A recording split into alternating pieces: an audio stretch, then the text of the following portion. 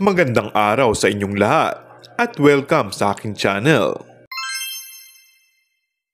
Super winner ang aktres na si Kim Chiu kahapon.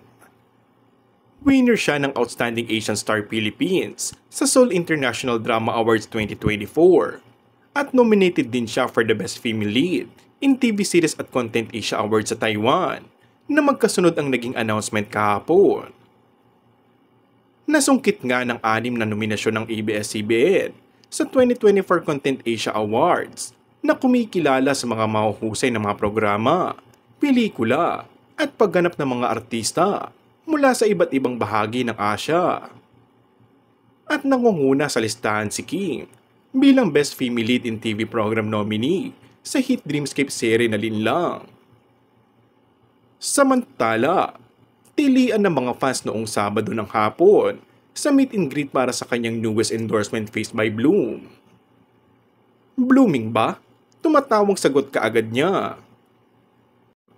Paliwanag ni Kim, medyo chill siya lately dahil tapos na ang mga taping niya sa 2 trending teleserye na Linlang and What's Wrong with Secretary Kim.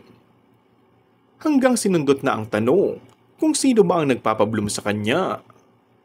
Siyempre kayong lahat na andito, sabay tili ng mga dumagsang fans sa SM North EDSA noong Sabado ng hapon.